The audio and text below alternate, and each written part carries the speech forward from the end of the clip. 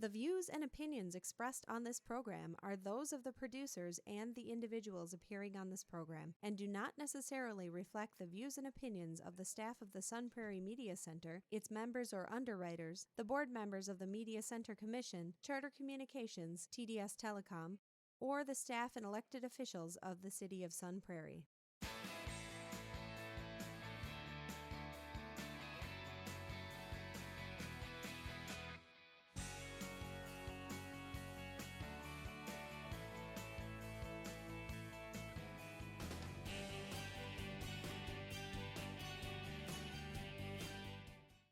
Hello and welcome to Real Reviews.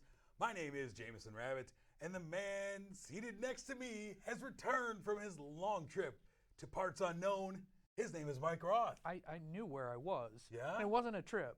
I was kidnapped. It's good to have you back, Mike. I'm feeling pretty good. Last week we want to thank Oliver the Caretaker Collins for sitting in for you and doing whatever he did with you, nefarious things. It was scary, but you know, after the first week, you just get used to it. Yeah, that's good. Yeah. Just go with it. So this week, we have a couple of streaming spotlights to get to before we get into what we have on the marquee. And I'm going to get us started with a film that was on Netflix this week called Earthquake Bird from director Wash Westmoreland. Stars Alicia Vikander as a girl named Lucy. Lucy is an American living in Tokyo as a translator. And early in the movie, she is brought in for questioning when a girl named Lily goes missing and is presumed dead. And the movie is basically going back through her story. And this movie's set out to be a mystery, kind of a thriller about a dead girl, maybe even a sexy thriller. Ooh. It's set in like 1989, 1990, and in Tokyo. We find out how Lucy, she met and was seduced by this Japanese fella named Teji, played by Numi Kobayashi. He's this mysterious photographer who she just falls for basically instantly. Like instantly, she's okay, you. And eventually we find out that Lily, who's played by Riley Q, may have gotten between them. And there's motives for this murder from both of them. However, and unfortunately, this movie is an incredibly drab mystery. Like, there's no chemistry between anyone, even this instant love story between Lucy and Teji does not feel like anything because there's zero chemistry. And I love Alicia Vikander in most things, but in this, she plays everything just dour and just blah. It looks like a beautiful film, but no one has emotion even through this whole clip. No. And it's weird because it's supposed to, like, it's set in this time, the early 90s, there was a lot of these, like, sexy mystery movies. Your Basic Instincts and your Slivers and Body Heats and all these types of movies. In fact, they even show one of Michael Douglas's movies from that time period. One of his, you know, he was big in those thrillers at the time. One of his movies is even playing on the TV. Is it The to, Game? Like, set the tone. No, this is earlier. I think it's, I can't remember what it was called now. One of his early 90s ones or whatever. And so that's the mood they want it to be. And unfortunately, it just kind of falls flat for the most part. And Vikander just plays it like she's bored to be there, which is not really what we're looking for.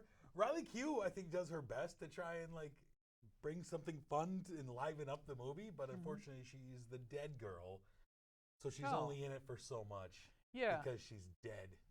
Unfortunately, everyone else in the movie is acting like they're dead as well. And there's just no intrigue to the movie. I was kind of disappointed. I'm a big fan of Alicia Vikander. And he got also Ridley Scott, you know, then you figure he could do something. Where's Ridley Scott? It wasn't Was he? I think he produced it. Oh, okay. Yeah, because this was Wash Westmoreland who directed it. And so, unfortunately, I found it kind of drab and boring, and I gave Earthquake Bird 2 out of 5 stars. Oh. Yeah, not the best. That's actually bad. It's below average, I can tell you that. What do you have on the marquee, sir? I also have a streaming movie, and I am happy about it. Klaus. We have director Sergio Pablos. He makes a film typical for the season. This is the starting of Santa Claus, but Santa Claus really isn't, or Klaus. Um, this isn't really his story as much as it is a story about Jasper. Jasper is the son of the Postmaster General, pretty much the guy who invented and runs all postal all over the place. And he is loaded, and Jasper is just sucking up all the wealth. Jasper is basically Billy Madison. Pretty much, yeah. He's just sitting around complaining about doing any work, purposely screwing up everything so he could just sit at home in his silk sheets, which he loves so much. They train him to do postmaster, and he totally flubs it, pretty much on purpose. Dad's like, you're going to get cut off. Very Billy Madison. Yeah, it is. You're going to get cut off unless you can do this. I'm going to send you up to Schmiersburg, which is actually based on a real town called Schmierburg. All right. And this is the worst town ever. It's way up north. Their claim for fame is feuding. So two families feud all the time. There's no education. No one writes a letter. No. And Jasper has to figure out how to get 6,000 letters out of Schmiersburg and into other people's hands in order for him to get out of Schmiersburg and go back to his comfy life of silk. Keep the family fortune. Along the way, he figures out, there's this man who gets this letter. It looks like a sad little boy, and he wants to make him happy by making him a toy. He sends Jasper to deliver it in the middle of the night. A lot of little things that we all know Santa Claus does pops up throughout the movie. And that's pretty much the adventure. He meets the local teacher who is a fish merchant because no one gets an education. No one shows up to the school. But as the kids start enjoying toys, which kids I hear do, I don't know, I was never a child. I was born this way. As they get toys and they realize that if you do good deeds, you are going to get toys. They start doing good deeds, and it has this infectious atmosphere where all of a sudden the parents are starting to do good things. And the town's feuding members, the two head honchos of the two families, they don't like this. This is not the Schmiersburg that they like, so they try to foil the plans. I know I told you a lot of the story, but really, this is a fantastic film. The origin story really isn't that creative. It's a very basic story, but the animation of this film and the characters themselves are all very... We got J.K. Rowling's playing Santa Claus. J.K. Simmons. J.K. Simmons, sorry. Whoa! Plays movie. Claus. We have Rashonda Jones. She plays Olivia, or Elva. Right. These characters are fantastic, and for animation style, this was hand-drawn, but they added computer elements to give it a kind of new look. That does Despicable Me and such. Yeah, I thought it was fantastic. As far as animation goes, for the visuals, it's my favorite animated film of the year. And with a good story and great characters, it's like in my top 3. Nice. It's not number 1 or 2. But it's 3. I really enjoyed myself. It is a good movie. I like the idea of, I like the moment when the movie turns and you get the hope and happiness coming to the town. Yeah. And the kids, it starts to spread. Yeah. I like that. That's pretty cool. The message is that the male can spread hope and happiness. Yeah. Yeah. When you grow up, you'll find out that's not true. No, it's not. It's not solid. But I did like it though. Like you said, just the animation when he first arrives into Schmiersburg. Yeah. And there's just this darkness and this forebodingness, and like just as he's coming into town, and the ferry boat driver is bringing him in, and you just see like these really creepy little kids just like staring at him and like in the shadows. I love that. Was this like a Nightmare Before Christmas type deal? Yeah, you go in there and there's a bunch of kids building a snowman, but they're not putting the carrots for the nose. They're slowly sticking the carrots into its gut. Yeah. I love that. That kind of says what kind of person I am. But I thought it was just awesome. And the looks of this town, I like how it's an old whaling town, so you have whale bones all over the place, and things are just kind of creepy and isolated. I really enjoyed this film. Good stuff. What did you end up giving, Klaus? I gave it a 4, which I know sounds pretty low for all the things that I'm saying, but that's what I gave it originally, and it just started growing on me Sure. the more and more. And I'm not like this with Christmas movies. This one, Mike's a big old sap. this one really made me happy. I enjoyed it as well. I gave it a 3.5 out of 5. It's an enjoyable movie. It's Yeah. well worth checking out. It didn't. I haven't seen a lot of buzz about it though. You know, as a streaming movie. No, well, we got other Everyone's things. talking about Disney Plus right now. Yeah. Baby Yoda's and such. But Yeah, and then you got Frozen coming out next Right. week. Go- People go are saving. check this one out though. Check- It's worth it. It's a good yeah. family flick. If you have Netflix, it's free for you, so Yeah. just watch it. Exactly. The next movie I have, let's move to what we have on the marquee. And what I have is a film called Charlie's Angels. This one is directed by Elizabeth Banks.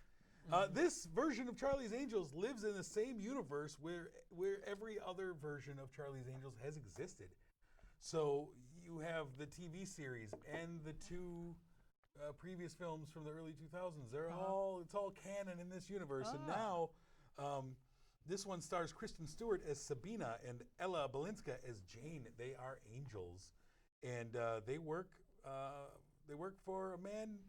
Patrick Stewart plays Bosley. I do like Patrick Stewart. Elizabeth Banks, the director, also plays Bosley, and we find out that there are Bosleys everywhere because Bosley is a rank within this organization now, like a lieutenant or such. And so there's lots of different Bosleys, and Patrick Stewart's Bosley, he's the original Bosley, we find out. He's retiring, and he's going about his way, and so, but it shows like him, they've superimposed him into scenes from the show and the previous movies as he talks about his retirement, like, oh, I remember when this happened and this happened, you know. So he's supposed to be the same Bosley as all the other ones? Yeah, like- Because we never saw the first Bosley from the 70s Bill show. Murray was a Bosley in the movie. Yeah. Bernie Mac was a Bosley in the second movie. Mm-hmm. But don't question the timelines. But anyways, Sabina and Jane are tasked with securing an asset. It's a scientist who's been working on this new form of energy, which, of course, can be hacked and weaponized, like everything can be. Oh, yeah. She's a lady named Elena, played by Naomi Scott. And along the way, as they're trying to secure her in this energy ball cube thing she has, they have to deceive their way into bad guys and punch and shoot their way in and out of trouble. And there's lots of little in-jokes to the franchise, I guess. Oh, yeah. Depending on how big of a fan you are, is how much you'll get. A lot of them I had to read about online 'cause I didn't know. But they're basically, the whole movie is them basically chasing around a briefcase as bad guys are kind of passing it around, and allegiances amongst people change, and we're just chasing this briefcase around for the whole movie. And oddly enough, Kristen Stewart and Ella Balinska are both actually good, and they're actually entertaining in this movie. Really? Yeah, they're entertaining. Patrick Stewart is kind of slumming it in this movie. Like, he's way better than this. And Oh, he's yeah. kind of really phoning this one in. He's basically like, I'm Patrick Stewart, that's good enough. I'm surprised he even took this role. Yeah, I am too. It Yeah. was surprising to see him. He must have needed some money, or he owed a favor. And I don't know what it is. But, he's a fun guy, but yeah, he did not belong in this. But oddly enough, too, in this film, the angels just murder people. In the previous two theatrical films, Drew Barrymore, who was the producer on it, made sure that the angels didn't use guns. Yeah. This one, they're just blowing people up. They're purposefully killing people just to kind of get out of a situation. Like, sometimes not even bad guys necessarily. There's a very innocent guy that works somewhere that they just let him die so that they don't get caught. Like, wow, this is interesting. These angels are So it's not as lighthearted as the previous? Not quite. Naomi Scott's character is like the scientist who ultimately kind of forms the triumvirate of the team. Yeah. She's kind of a mess. Her character is pretty bad. And so this movie's getting a lot of hate online, and Yeah. it's just a massive box office bomb. People are just piling on it and piling on Elizabeth Banks because of some of the things she said in public about this movie. But I don't think it's a bad film. I just don't think it was necessary in any way. Now I'm curious. So what did Elizabeth?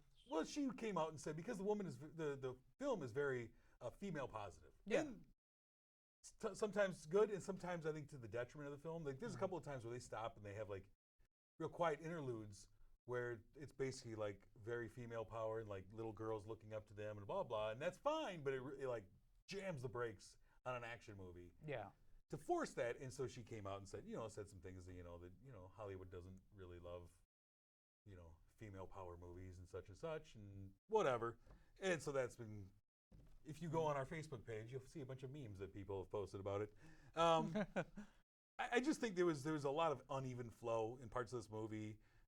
It tries to hammer home the female empowerment theme in weird parts. I think that if this had just been a regular action flick with these girls and didn't have to attach the name of a TV show from 45 years ago, I think it would have been fine. It would have been a little underwhelming, but I think it would have been better off. And I don't know.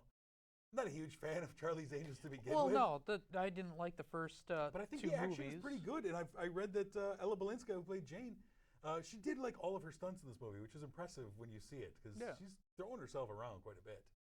But it's an okay movie. It's not bad. It's undeserving of the hate it's getting. I think people just see an easy target because it did bomb so badly in the box office. And they're like, yeah, let's throw fire on that. I was just curious on why they did it in the first place. It the just movies seems unnecessary. No one was clamoring for another Charlie's Angels movie. No, and the original television show, even though it was very popular 45 years ago, it was 45 years ago. Yeah, and this one, it never quite finds its tone, but it's an enjoyable action flick, and there's some good stunts and such, and some of the guests they have in this are pretty fun. So I think I gave Charlie's Angels 2.5. Yeah, 2.5 out of 5. Not bad. Way to go for Right in mediocrity. the middle. Yeah, it's mediocre, man. Sometimes that's all you can hope for. Yeah, it's not something to hate. It's something just to sit through. Something to forget, and that's what it'll be within a week. When they make another Charlie's Angels, 20 years. What do you have for our last film on the marquee, sir? This one will be the big one. People have been looking forward to this. Ford versus Ferrari by director James Mangold. This is the story of the 1966 Le Mans, which I guess everywhere else besides the United States, that's what they're calling it. Yeah. Matt Damon plays Carroll Shelby, and Christian Bale plays Ken Miles. They're somewhat friends. They're business partners, but there's chemistry between them that is really evident throughout this whole movie. Carroll Shelby, he is in charge of making a car that could win the Le Mans, and that is unheard of, especially by Ford, which was known as like the family car, your dad's Ford was car. in a downward spiral at this point. It was. We had a lot of baby boomers all of a sudden becoming of age, wanting a car, wanting something sexy and fast. That wasn't Dad's car, and Ford wanted to get in on it. Lee Iacocca, he comes up with the idea, and I'm sure everybody knows, unfortunately he passed 4 months ago. He came up with the idea of let's make a car that the kids want. That's where the income is. And it's a race to try to make this perfect car with a perfect driver that can win the Le Mans. Christian Bale, he plays Ken Miles. He's the driver mechanic. He's the guy who pretty much helps build this entire car. Bit of a hothead. Bit of a hothead. He's not a good public image. And a lot of this movie, and it's a long movie, is a back and forth of Ken Miles pretty much losing Carroll Shelby respect. Carroll Shelby constantly promises him this, says, you're my number one, and constantly lets him down. Shelby's kind of in a tough spot because he's kind of got 1 foot in the corporate world with Henry Ford Jr. and his assistant, BB, and then one foot in the pits and in the garage with Miles. And I think he's honest in that he thinks Miles is the only guy, but he also is being, in the corporate world side of things, he's kind of held to, he has to do what Henry Ford wants. True. And so, it's not a great spot for him. And that's the other conflict that goes back and forth is the corporate power against the creative minds. Oh, Beebe. Josh Lucas plays Leo Beebe, his assistant. Just the weasel. Just despicable guy. He was absolutely terrible, and they did not make anybody like him throughout the whole movie. He was always the guy who was like, yeah, well, let's do this because when it comes down to business and advertising, this is what people want, and which was always conflicted with Henry Ford when he talks to Shelby, because Henry Ford was always like, you do what you need to do in order to get this, and then he'd have his weasel go by and go, like, hey, you can't do that. Right. This movie is quite long, and the story itself I thought was kind of bland. Just because it seemed like we were just going back and forth with those 2 points quite frequently. But it's beautifully shot. There's some scenes in here that makes you feel like the first Le Mans scene that's in the opening. Yeah. It really makes you feel like these cars were not perfect. These were all experimental. Yeah. People risked their lives to showcase what they could do with a car, and that it gave me a new spin on racing movies that I really, well, not really something I... race choreography. Yeah. Really great race choreography. I like the story, though, because Henry Ford Jr., Carroll Shelby, and Ken Miles were all in a bad way at the same time. Carroll Shelby was down and out, and Miles was. Henry Ford, things were on a decline. People were doubting Ford. And so it's like a redemption story for all three of them. Mm-hmm. And together, but still fighting each other the whole way, they're able to accomplish something. They're fighting each other. They're also fighting Ferrari. Mm-hmm. They're embarrassed. You know, Iacocca goes and gets embarrassed by Enzo Ferrari. And he has to come back, tail between his legs. Like, it's a redemption story for all these men to do something that's unthinkable. And it kind of almost reminds me of, like, some of these space stories that we see. Like, oh, we're making it up as we go. Yeah. You know, we're up against nothing. We make it up, and you could die out there. Who knows? You know? And I like that. And, you know, I thought Tracy Letts was really good as Henry Ford Jr. I thought he was a lot of fun. You know, as a guy who's just chasing his family's legacy and trying to find what's going to be my mark. What are people going to talk about when they think of me instead of, you know, the rest of the family? I really liked their motivations. It's just the revisiting over and over and over again. Yeah, because it does take course over a couple of years, and there is kind of like a repetition to the narrative in the middle there. But a lot of human drama in there, and it never felt forced to me. Like the drama between Miles and Shelby, it never felt forced. It felt authentic, like you were saying. You could tell these guys have had this back and forth for years. Yeah. This begrudging respect, but also underlying bad things. And the chemistry between Matt Damon and Christian Bale, I thought, was spot on. There's this really fun fight scene, and as I was watching, I'm like, that's how people fight. You see the movie fights where everybody's like all proper. This one is just two guys who want to hurt each other but don't want to kill each other, and you could tell it was a fun fight. Years of things that have built up, and the wife has seen this play out before. She just pulls out the lawn chair and is like, it'll be done in a minute. I like that scene where one of them grabs a can because one of them just finished shopping, grabs a can, but realizes, no, that's actually good. So he drops it and grabs a loaf of bread.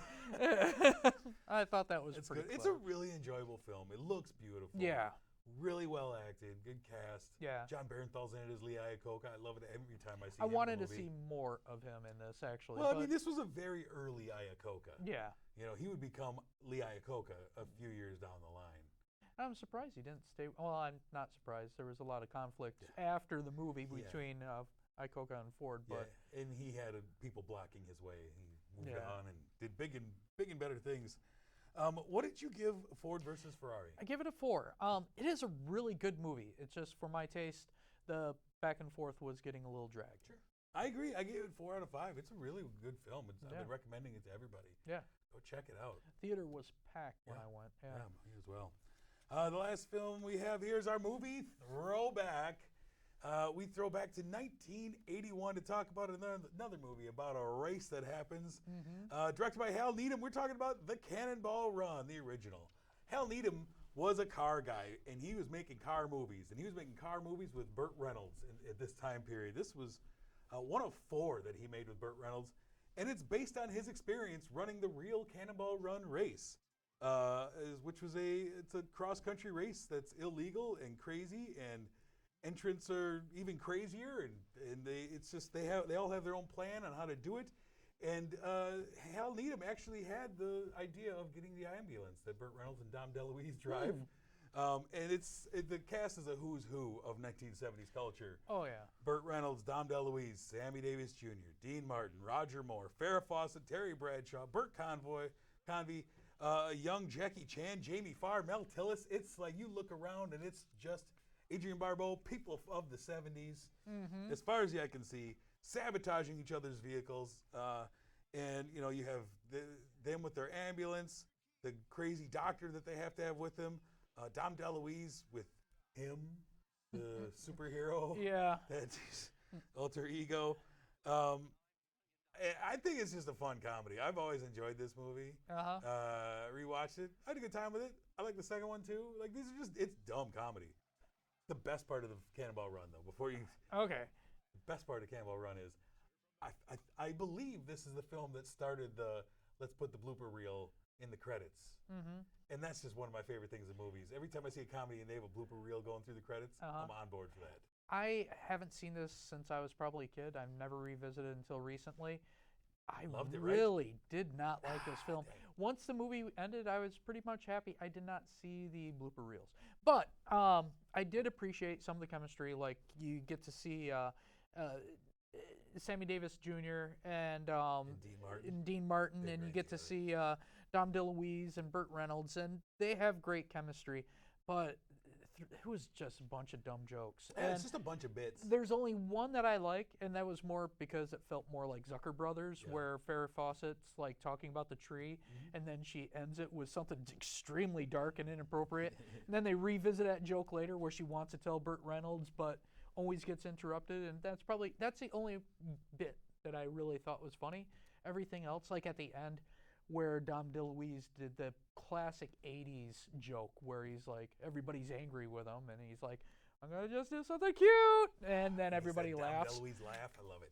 Dom DeLuise is awesome. I like Burt Reynolds. I like this movie because it reminds me of, like, I like this, I like the Wacky Racers, like all those things that we had at this time.